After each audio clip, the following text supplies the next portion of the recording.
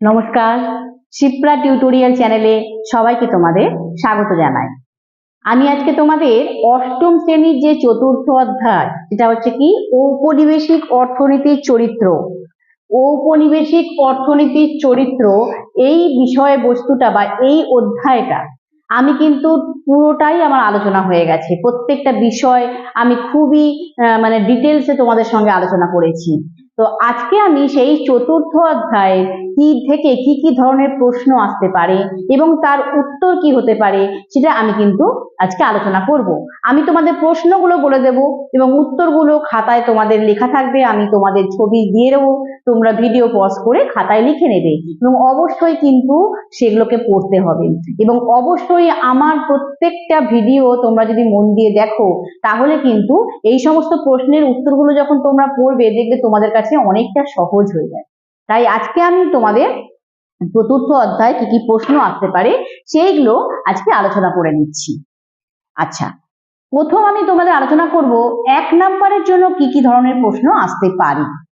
আমি কিন্তু আবারও বলছি, অনেকগুলো প্রশ্ন বলে দিচ্ছি আমি, কিন্তু এছাড়াও আমি যেগুলো তোমাদের ভিডিও করে দিয়েছি প্রত্যেকটা বিষয়বস্তুর ওপরে, সেগুলো যদি মন দিয়ে দেখো তাহলে তোমরা যে কোনো জায়গা থেকে যদি 1 নম্বরের প্রশ্ন আসে তোমরা কিন্তু লিখতে পারবে। তাই অবশ্যই কিন্তু আমার চ্যানেলে ভিডিওগুলো মন দিয়ে দেখো। আচ্ছা, প্রথম প্রশ্ন হচ্ছে 1 নম্বরের জন্য, কে কত খ্রিস্টাব্দে রায়তওয়ারি বন্দোবস্ত প্রথা প্রচলন করেন? পরের প্রশ্ন, কে কত খ্রিস্টাব্দে চিরস্থায়ী বন্দোবস্ত প্রথা প্রচলন করেন? পরের প্রশ্ন, মহলওয়ারি ব্যবস্থায় মহল কথাটির অর্থ কি?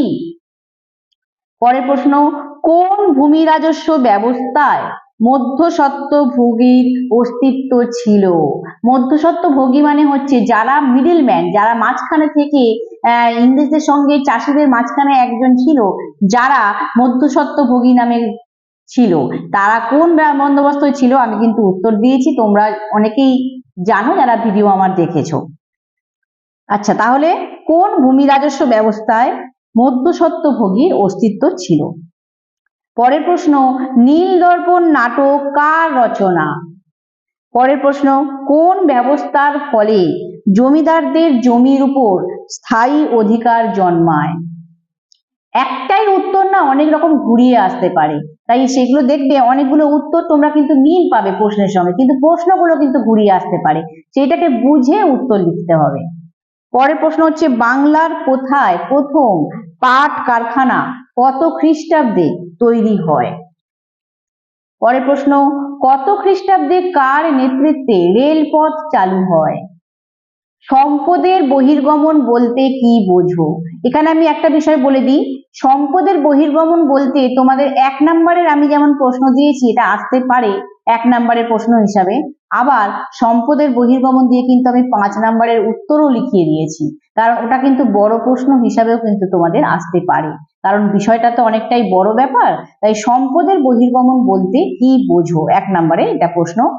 পরের প্রশ্ন হচ্ছে, বাংলা, বিহার ও ওড়িশাতে কোন ভূমি বন্দোবস্ত চালু হয়েছিল? আচ্ছা, দেশীয় শিল্পের অধঃপতন কি নামে পরিচিত? এক কথায় এগুলো উত্তর, কিন্তু এটাই আবার বড় করে প্রশ্ন আসতে পারে। পরের প্রশ্ন, বাংলায় নীল বিদ্রোহ কত খ্রিস্টাব্দে হয়েছিল? এই বিদ্রোহের 2 জন নেতার নাম লেখো। আচ্ছা, এক্ষেত্রে বলি, এটা 1 নম্বরের প্রশ্ন যদি আসে তাহলে একটা প্রশ্নই আসবে, আর যদি দুটো প্রশ্ন দেয় এক এক করে তখন কিন্তু দুটো প্রশ্ন উত্তরটা আমি একসঙ্গে লিখে দিয়েছি, তাই যেভাবেই আসবে তোমরা কিন্তু সেভাবেই উত্তরটা। পরের প্রশ্ন, নীল বিদ্রোহের কথা প্রকাশিত হয় এমন একটি পত্রিকার নাম লেখো। এর সম্পাদক কে ছিলেন? এই প্রশ্নটাও কিন্তু খুব গুরুত্বপূর্ণ একটা প্রশ্ন, এটা আসতে পারে। দাদন কথাটির অর্থ কি?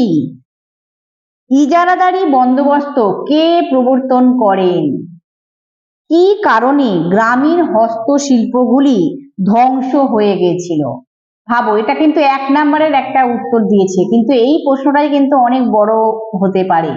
কি কারণে গ্রামীণ হস্তশিল্প ধ্বংস হয়ে গেছিল বা অবশিল্পায়ন ঘটেছিল যাকে বলে, তার উত্তর কিন্তু আমি 1 নম্বরের জন্য তোমাদের দিয়ে দিয়েছি। আচ্ছা, কোথায় রায়তওয়ারি ব্যবস্থা চালু হয়েছিল? কোথায় মহলওয়ারি ব্যবস্থা চালু হয়েছিল? বাণিজ্যিক কৃষিজ ফসলের দুটি উদাহরণ দাও।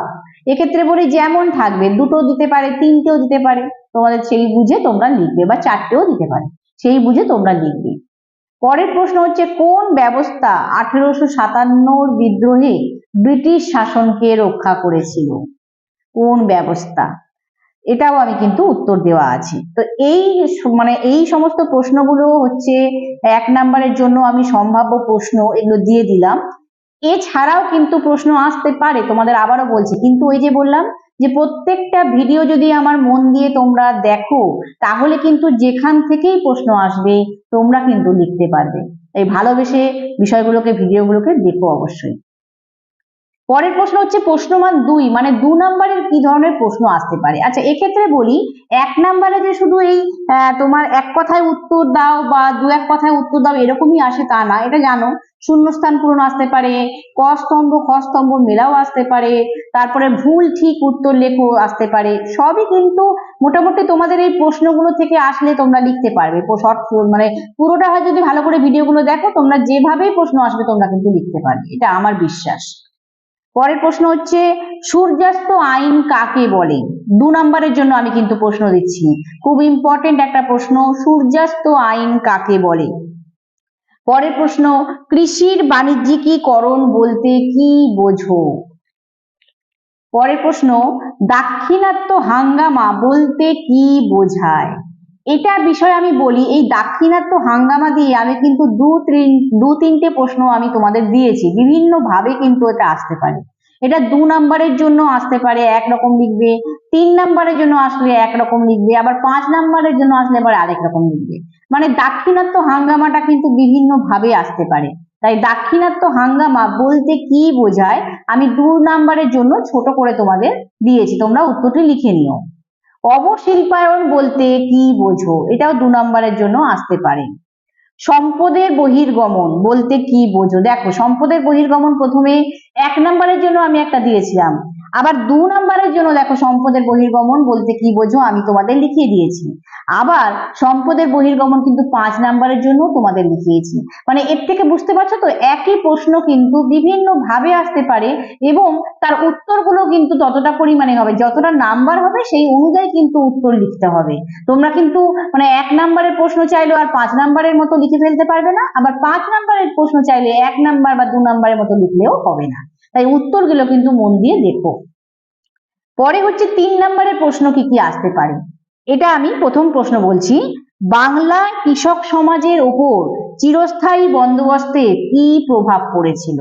মানে এই প্রশ্নটা বলতে চেয়েছে বাংলা কৃষক সমাজ চিরস্থায়ী বন্দোবস্ত হওয়ার ফলে তাদের অবস্থা কি হয়েছিল, এটা এইভাবে ঘুরিয়ে এসেছে, কি প্রভাব পড়েছিল, তার মানে কৃষকদের কি অবস্থা হয়েছিল এইটাই কিন্তু বর্ণনা করতে হবে বা লিখতে হবে। এটা কিন্তু উত্তর আমার লেখা আছে, তোমরা লিখে নিও। পরের প্রশ্ন, চিরস্থায়ী বন্দোবস্তের সঙ্গে রায়তওয়ারি ও মহলওয়ারি বন্দোবস্তগুলির মধ্যে কি পার্থক্য ছিল এবং তিনটির মধ্যে কোনটি কৃষকদের জন্য কম ক্ষতিকারক ছিল? এই প্রশ্নগুলো কিন্তু যথেষ্ট ভেবে ভেবে উত্তর লেখার, আমি তোমাদের উত্তরগুলো দিয়ে দিয়েছি, তোমরা ভালো করে দেখে নিও। মানে তিনটের মধ্যে কোথায় পার্থক্য এটা কিন্তু বুঝে লিখতে হবে, তাই উত্তরগুলো অবশ্যই কিন্তু লিখে নিও।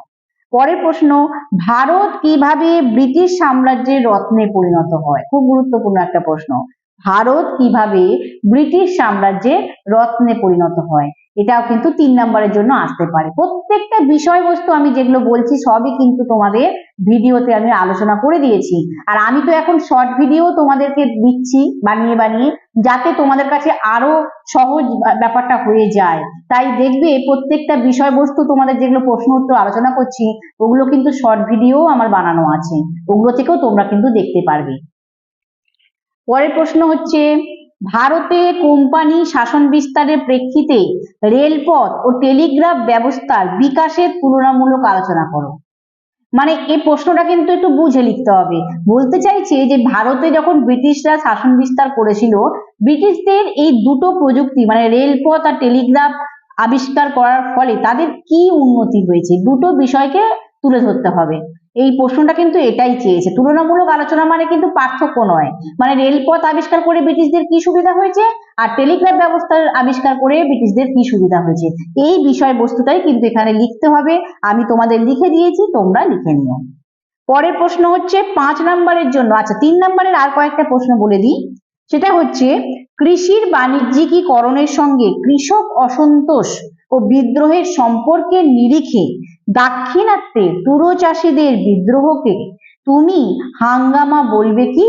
যুক্তি সহ বিশ্লেষণ করো। প্রশ্নটা কিন্তু আবারও বলছি, এখান থেকে প্রশ্নগুলো কিন্তু প্রত্যেকটা এবং ঘুরিয়ে ঘুরিয়ে আসতে পারে, বুঝে উত্তর লিখতে হবে। এখানে বলতে চাইছে যে কৃষির বাণিজ্যিকীকরণ যে হয়েছিল তার ফলে চাষিদের অবস্থা খুব খারাপ হয়ে গেছিল, তারা কৃষক বিদ্রোহ করেছিল, তোমাদের আমি আলোচনা করেছি। তা সেই কৃষক বিদ্রোহ মতোই কি এই দক্ষিণ ভারতে যে তুলো চাষিরা বিদ্রোহ করেছিল সেইটাকে কি একটা হাঙ্গামা সত্যিই বলা যায়, নাকি এটাকে কৃষক বিদ্রোহ বলা যায়, সেই বিষয়টা কিন্তু তুলে ধরতে হবে, সেটাই কিন্তু লিখতে হবে। আমি উত্তরটা তোমাদের লিখে দিয়েছি, তোমরা লিখে নিও। পরের প্রশ্ন, দাক্ষিণাত্য হাঙ্গামার কারণগুলি লেখো। দেখো একটা থেকে কিন্তু কত রকম ভাবে প্রশ্ন আসছে, মানে এবারে তোমাদের লিখতে হবে যে এই যে দাক্ষিণাত্য হাঙ্গামা হয়েছিল বা এই যে দক্ষিণ ভারতের তুলো চাষীরা বিদ্রোহ করেছিল সেটার কারণ কি ছিল, সেক্ষেত্রেও কিন্তু 3 নম্বরের এটা আসতে পারে। আবার একটা প্রশ্ন কি কৃষক, ওই যে হাঙ্গামাটা ওটা কি সত্যি কৃষক বিদ্রোহ ছিল, সেটা আবার একটা প্রশ্ন, বুঝতে পারছো তো? আবার দাক্ষিণাত্য হাঙ্গামা বলতে কি বোঝো, সেটাও কিন্তু একটা 2 নম্বরের প্রশ্ন আসতে পারে। মানে ঘুরিয়ে ফিরিয়ে কিন্তু প্রশ্নগুলো আসতে পারে, তোমরা উত্তরগুলো লিখে নিও। পরের প্রশ্ন হচ্ছে বাংলায় ঘটে যাওয়া নীল বিদ্রোহের কারণ কি ছিল, এটাও 3 নম্বরের প্রশ্ন কিন্তু আসতে পারে। পরের প্রশ্ন হচ্ছে রেলপথ নির্মাণ করতে গিয়ে পরিবেশের উপর কি প্রভাব পড়েছিল, এটাও কিন্তু 3 নম্বরের প্রশ্ন আসতে পারে। এগুলো কিন্তু আমার এই পরিবেশের প্রভাব কি ছিল অর্থাৎ রেলপথ প্রবর্তনের কি কুফল হয়েছিল, আমার কিন্তু এটা একটা শর্ট ভিডিও বানানো আছে। লং এ তো আমি দিয়েছি, বড় করে তোমাদের ডিটেলসে আলোচনা করা আছে, ছোট করেও কিন্তু আমি ভিডিও বানিয়ে তোমাদের কাছে তুলে ধরেছি যাতে তোমাদের কাছে আরো সহজ হয় ব্যাপারটা। তাই এগুলো কিন্তু তোমরা দেখে নিও, শর্ট ভিডিওগুলো ফলো করো, তাহলে কিন্তু প্রশ্নের উত্তরগুলো তোমরা লিখতে পারবে, বুঝতে পারবে। মেন কথা হচ্ছে প্রশ্নের উত্তরগুলো শুধু মুখস্থ করে গেলে হবে না, সেটাকে তো বুঝে লিখতে হবে, বুঝতে পারলে তোমাদের কাছে মুখস্থ করতে সুবিধা হবে। তাই ভিডিওগুলো অবশ্যই দেখো। আরেকটা প্রশ্ন যেটা 5 নম্বরের জন্য একটা প্রশ্ন আমি বলেছিলাম, সেটা হচ্ছে একটাই প্রশ্ন আমি দিয়েছি 5 নম্বরের জন্য, সেটা হচ্ছে সম্পদের বহির্গমন বলতে কি বোঝো। আগে যে বললাম যে 1 নম্বরের জন্য আসতে পারে, 2 নম্বরের জন্য আসতে পারে, আবার 5 নম্বরের জন্য আসতে পারে। তো প্রত্যেকটা উত্তর কিন্তু নাম্বার অনুযায়ী তোমাদের লিখতে হবে। তাই অবশ্যই আমি কিভাবে উত্তরগুলো লিখেছি দেখো এবং পড়ে নিও।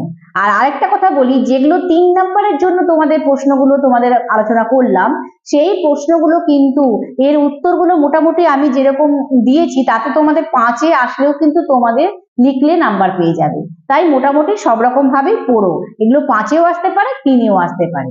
আশা করি তোমাদের বোঝাতে পারলাম এই বিষয়ের ওপরে বা এই অধ্যায়ের ওপরে কি ধরনের প্রশ্ন আসতে পারে, তার উত্তরগুলো তো তোমাদের খাতায় দিয়ে দেবো, তোমরা ভিডিওটা পজ করে তোমরা দেখে নিও। আর অবশ্যই আবারও বলছি, যারা এখনো শিপ্রা টিউটোরিয়াল চ্যানেলটি সাবস্ক্রাইব করোনি তারা সাবস্ক্রাইব করে নিও, কারণ নোটিফিকেশন পাবে, পাশে থাকা যে বেল আইকন গুলো আছে সেটা বেল আইকনটি আছে, প্রেস করলে নোটিফিকেশন পাবে। আমি অনেক বিষয় আলোচনা করছি, এই যে প্রশ্ন উত্তর আলোচনা করে দিচ্ছি, কবে করে দিচ্ছি বুঝতে পারবে না, তাই নোটিফিকেশন পাওয়ার জন্য অবশ্যই কিন্তু বেল আইকনটি প্রেস করো। আর শিপ্রা টিউটোরিয়াল চ্যানেলটি সাবস্ক্রাইব করো, তোমাদের জন্যই তো আমার এত প্রচেষ্টা।